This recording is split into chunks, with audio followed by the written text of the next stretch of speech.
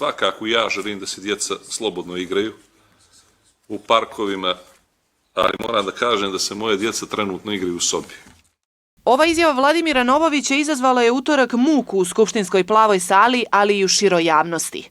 Pohvale da to znači da radi dobar posao uputili su glavnom specijalnom tužiocu tada premijer i poslanici.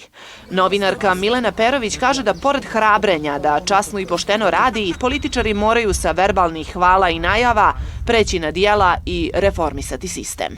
Mislim da je ta njegova izjava jedan vrlo skroman s njegove strane, dakle tihi alarm koji treba da se shvati mnogo ozbiljnije nego što se trenutno shvata.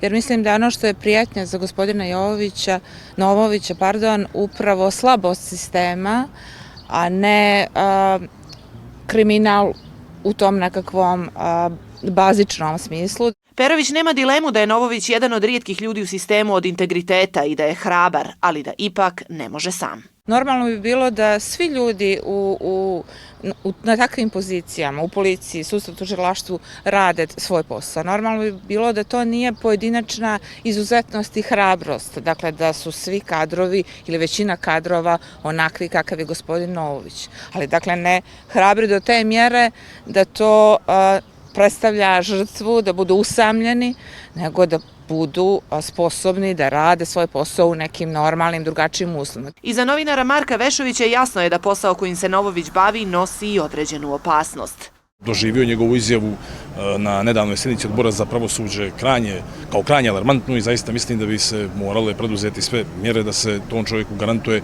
i omogući puna zaštita i bezbjednost kako njemu, tako i njegovoj porodici. U prilog tome, kaže, idu i gotovo svakodnevna nova hapšenja u zemlji, a sigurno i najavljena buduća.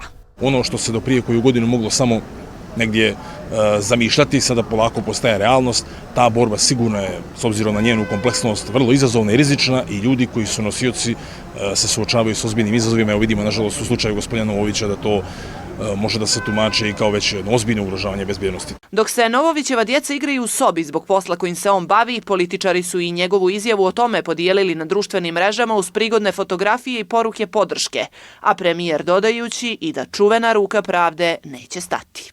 Dakle, ne možemo dopustiti da taj čovjek bude usamljeni jahač u borbi protiv organizovanog kriminala i korupcije, dok neki kupe političke poene, dakle, na račun njegovog rada.